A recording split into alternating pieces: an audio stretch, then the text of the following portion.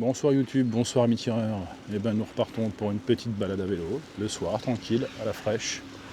Un petit soleil sympa, une petite météo tranquille. Et bien ce soir, ce soir, nous allons parler un petit peu des carabiniers, qui eux aussi en fait ont quelques axes d'amélioration aussi dans la pratique du tir sportif. Alors, que dire des carabiniers ?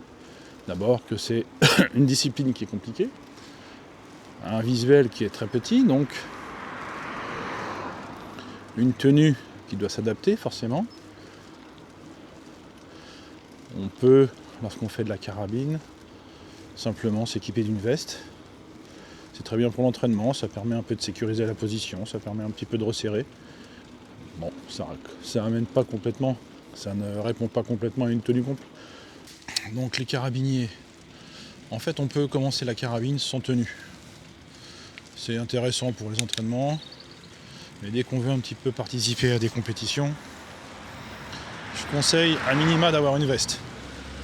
Alors les vestes, je fais pas de pub, moi je suis en Ile-de-France. Je connais un très bon fournisseur qui s'appelle KDJ, chez qui j'ai acheté, il n'y a pas de liens commerciaux, il n'y a rien. J'en fais un petit peu la pub parce que c'est quelqu'un de sérieux. Vous allez prendre rendez-vous chez lui, prendre le temps de vous recevoir, vous essayez. Si ça va pas, vous revenez. Bref, c'est quelqu'un de très sérieux. Donc n'hésitez pas, les yeux fermés chez lui, en tout cas dans sa boutique, c'est très très bien. Après, c'est toujours pareil. Qu'est-ce que vous voulez, dans le cas du tir sportif carabine, qu'est-ce que vous voulez faire ? L'entraînement, du fun, ou bien la compétition. Et là, c'est plus pareil. Il vous faut la tenue complète. La tenue, c'est le pantalon. La tenue, c'est les chaussures. Après, donc, en résumé, pour faire simple, une tenue complète de carabinier, c'est une veste, c'est entre 130 et 200 balles. Un pantalon, 150 €. Des chaussures, 250 €. Pour 400, 450 €, voire 500, vous arrivez à vous en tirer. Mais c'est toujours pareil, n'investissez pas dans une tenue complète si c'est pour du fun, sauf si vous en avez les moyens. Parce que si vous commencez le tir sportif et que vous l'arrêtez comme ça, du jour au lendemain, à revendre, c'est facile. Quand je mets un coup de gaz là parce que le feu est vert, ouais voilà. Hop là. Donc, mon avis est simple, n'achetez une tenue que si vous voulez simplement faire de la compétition. Alors compétition, j'entends par là les régionaux, les départementaux. Si vous allez aux France, eh bien écoutez, ça veut dire que vous avez bien performé. Mais il y a aussi les matchs qu'on appelle ici dans l'Île-de-France, le circuit d'Île-de-France. Vous avez 5 ou 6 clubs qui reçoivent des tireurs. Ça se déroule sur 2 ou 3 week-ends. C'est intéressant, ça permet un peu de toucher du doigt la compétition. Voilà, ce genre d'événement, vous pouvez le faire, donc vous pouvez investir. Parce que de toute façon, si vous pratiquez un petit peu, vous faites de l'entraînement sérieusement, et vous faites des matchs de temps en temps, vous allez forcément monter en résultat, et forcément vous allez performer et donc être dans une meilleure dynamique, dans une bonne dynamique de continuité. Par contre, si c'est simplement du fun shoot, pour faire des trous dans le carton, pour se détendre, moi je conseille simplement l'achat d'une veste. Voilà. Voilà, l'achat d'une veste, ça suffit. Normalement, dans votre club, les carabines, elles sont soit prêtées, soit louées, ça dépend. Chez nous, en fait, il y a des forfaits de location. Enfin, au nombre de locations, vous payez. C'est assez raisonnable, c'est pas très cher. On les fait réviser de temps en temps, donc bon, c'est des carabines qui fonctionnent bien. Alors le seul problème, en fait, de ce genre de choses, si on rebondit sur l'arme, c'est que l'arme, c'est pas la vôtre, elle fait le tour des tireurs. Et donc, les réglages, c'est pas les mêmes. Ça veut dire que vous pouvez avoir une arme réglée pour vous un week-end ou en semaine, et puis malheureusement, le jour suivant, ne vous correspond plus. La personne qui l'a prise à votre place a déréglé les organes de visée, le dioptre. Et là, bah, c'est un problème, parce que... il y a des moucherons ce soir, là, c'est pénible. Donc, c'est toujours pareil.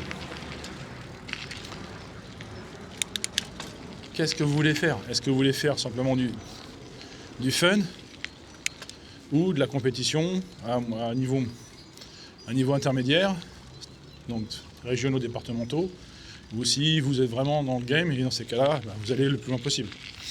Donc, conseil que je peux vous donner, c'est que si, en fonction de l'emploi que vous voulez en faire, bah écoutez, achetez-la. Alors une carabine, j'avais fait une vidéo récemment sur ma chaîne sur le choix des carabines.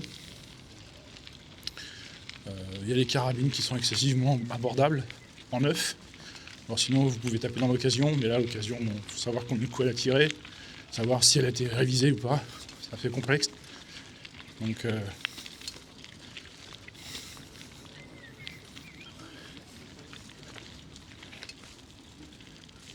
c'est à voir, c'est à voir. Alors attendez, je vais faire un petit stop, parce que j'ai ma caméra qui glisse. Je vais aller me mettre là sur le côté et je vais la régler de nouveau. Voilà.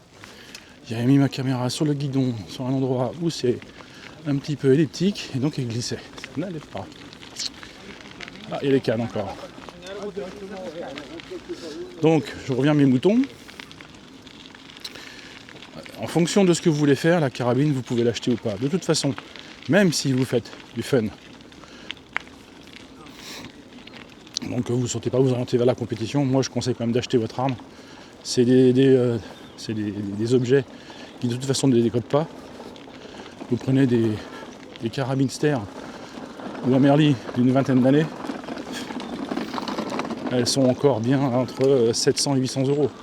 Donc, pas d'inquiétude à avoir, c'est des objets qui se revendent bien, aussi bien sur Naturabuy, pour laquelle je ne fais pas de pub ni pays d'ailleurs, je ne suis pas payé par eux, mais c'est une plateforme qui permet d'acheter des armes légales, en bonnes conditions et en toute sécurité en termes de prix, sur laquelle j'ai acheté plein d'armes aussi, armes de 10 mètres je parle. Donc voilà, sinon vous pouvez vous orienter vers une autre armurerie qui est très sympa, qui est absolument pas chère, c'est l'armurerie Gilles, qui est pour moi, et pour laquelle je ne suis pas rémunéré, hein, toujours pas, et qui est pour moi la meilleure rapport qualité-prix. En plus la personne est très sympa. Vous avez des questions, vous l'appelez, elle vous répondra. Et ses prix sont vraiment très abordables. Il n'y a pas de concurrence ou il n'y a pas de rentabilité à tout va. C'est quelqu'un qui gagne sa vie, en tout cas j'espère, mais de façon raisonnable. Donc armurerie Gilles. Après, vous allez sur les sites classiques en ligne. Bon là, moi je conseille quand même de faire un peu de bouche à oreille. Renseignez-vous pour l'expérience que certains tireurs ont dans l'achat des armes, pour être certain de taper sur un vendeur sérieux. Typiquement le SAV, il faut que ça fonctionne. S'il y a un truc de cassé ou s'il y a un truc qui va pas, bon voilà, il faut pouvoir faire appel au SAV.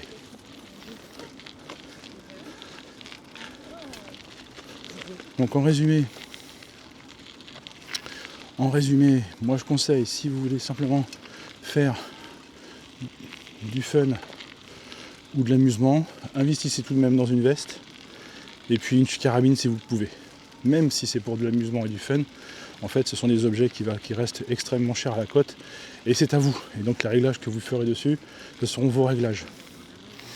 Je vois tous les samedis, parce que je reçois mes stagiaires, on passe des minutes, des dizaines de minutes des fois, pour certains tireurs à régler l'arme parce qu'en fait quelqu'un a touché, il a mis ses réglages et c'est l'enfer pour le tireur qui arrive après ou la tireuse parce que elle retrouve pas ses petits, elle est pas en cible donc elle s'agace, bref elle rentre dans une mécanique infernale et là c'est pénible et ça c'est tout à fait compréhensible. Donc après à voir en fonction des moyens. Donc il y a certains tireurs que j'ai formés l'année passée qui cette année performent très très bien en compétition. Ils ont été par étapes, d'abord une veste, ensuite ils ont acheté le pantalon, et peu de temps après ils ont acheté les chaussures. Là ils ont une tenue complète. Reste maintenant la carabine, où là en effet ça vaut quand même un billet, donc Donc, patience. Mais il faut quand même un petit peu économiser, c'est vrai que c'est un peu cher. Bon, voilà. Et après, si vous souhaitez, investissez dans la tenue complète. Alors, revenons un petit peu à la technique. Après cet aparté vestimentaire. La carabine, en fait, c'est une discipline qui paraît simple, parce que vous êtes enserré dans une combinaison de pied en cap, jusqu'aux chaussures. Vous avez une arme qui est lourde, qui pèse environ 4,5 kg. Donc en termes de stabilité, normalement, quand elle est bien positionnée, si la tenue est bien, le bouger est quasiment imperceptible. Le seul problème, c'est qu'il faut aligner tous les organes. Il faut une ligne de mire. Ligne de mire étant l'œil, le dioptre, le tunnel et la cible. Il faut aligner tous ces cercles. Donc, en général, même les débutants qui ont du mal à aligner les cercles restent quand même dans le visuel. Il y a très peu de débutants en fait qui sortent du visuel. Ça arrive encore un peu, mais ça c'est du fait en fait d'une position placement qui est pas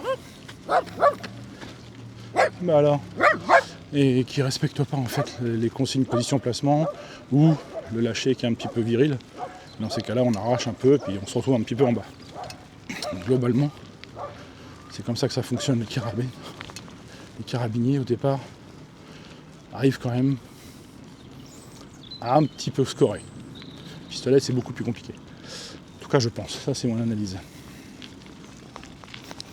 Après, ce qui se passe, c'est que quand on compte les points à la carabine, on est en 10e. Donc forcément, quand on fait un 8, on fait un 9, on fait un 9-9, ou on fait un 10, 10-1. Bon, voilà, on compte en 10e. Donc forcément, les résultats sont short entre chaque tireur. Donc je pense qu'à partir du moment où vous avez mis en place la structure, l'empilement osseux, la structure position-placement, et que vous avez compris le lâcher, la carabine, ça reste une discipline qui est assez simple.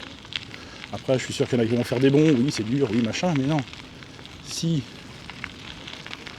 vous voulez, entraînez-vous au pistolet, au bras franc, avec une arme qui pèse 1 kg, que vous avez à bout de bras.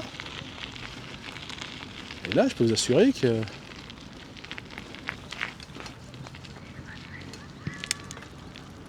la seule chose à laquelle vous avez droit, c'est une paire de chaussures avec des semelles plates. Tout le reste est interdit. Et encore, c'est des chaussures avec en dessous de la cheville. La manière ne doit pas être couverte. Donc, sans pour autant dénigrer la carabine, sans pour autant expliquer que la carabine est un sport facile, parce qu'il n'y a pas de sport facile.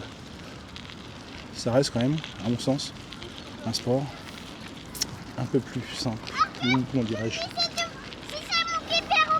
Un sport qui permet de scorer un peu plus que le pistolet. Les bougers sont moins durs, les lâchers de queue de détente sont moins violents, parce que vous avez environ 100 grammes sur la queue de détente. Pour certaines carabines, vous avez carrément en fait aucun point dur. Donc, à partir du moment où vous appuyez jusqu'au départ de coup que vous maintenez, je rappelle, en fait, le poids de queue de détente, il est à peine 200 grammes. C'est un oiseau en fait. Donc si vous n'avez pas de perturbation en termes de lâcher, et si tout est bien mis, vous pouvez très rapidement vraiment bien scorer. Ça, c'est mon analyse, bien entendu.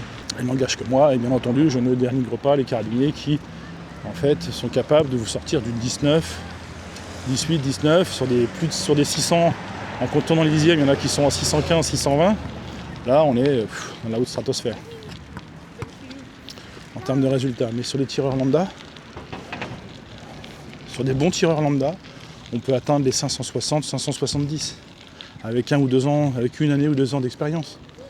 Mais ce qu'il faut, c'est avoir eu les bons fondamentaux, la bonne technique, et puis surtout, voilà, prendre de la hauteur, respecter les consignes. Et là, je vous garantis, ça match, ça rentre dans le visuel. Ceci, c'est bien entendu que mon analyse. Après, je sais qu'il y en a qui vont pas être contents ou pas être d'accord avec mon analyse. Libre à eux, bien entendu. Mais bon, fort de mes 10 ans d'expérience dans le tir, aussi bien en plomb en arme à feu, sur les armes d'épaule, hein, je parle évidemment. Là pour le moment je me concentre sur les armes d'épaule. En fait, je peux vous assurer que sur un MAS 45, sur un TOS ou sur un AP74 en semi-auto, une carabine, vous avez beau ne pas l'utiliser pendant des mois, en fait quand vous la ressortez, vous la réglez, tout est dedans, hein. En position couchée je parle. Position debout, là c'est un peu différent. Sans tenue, sans veste, sans rien, on est d'accord. Là par contre c'est différent.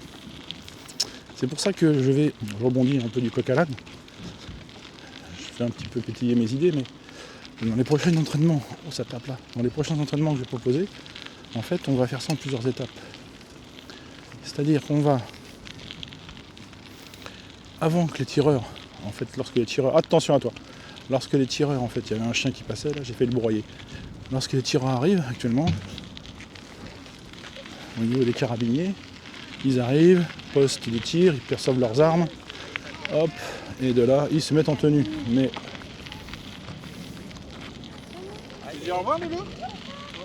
à mon sens, ça n'a pas trop d'intérêt tout ça, parce qu'en fait, on ne fait que répéter des exercices que l'on peut faire tout seul. L'intérêt de l'entraînement et des stages que je propose, c'est justement de voir autre chose. Et c'est vrai qu'au niveau carabinier, j'ai eu du mal en fait à proposer des choses ludiques. Et là, j'ai trouvé un petit exercice sympa. C'est-à-dire qu'on va, dans un premier temps, les tireurs carabiniers, dans un premier temps, en fait, ne vont pas mettre de tenue. En fait, ils seront avec leur jogging ou leur tenue de club, où là, en fait, ils vont devoir travailler placement, position, ressenti de la queue détente, ressenti de ce qui se passe. Avec un exercice où, en fait, ils ferment les yeux, on appuie, on ressent ce qui se passe. Ensuite, on met la veste. Pareil, là on a un peu moins de sensations puisqu'on est engoncé dans la veste et on ressent encore certains mouvements de l'arme. Et ensuite, pour finir, on remet le pantalon et les chaussures pour finir sur des scores qui doivent normalement être élevés, voire très élevés. Donc voilà, c'est 2 jours d'entraînement que je vais ajouter à mon petit dossier d'entraînement dès le week-end prochain avec mes années 1.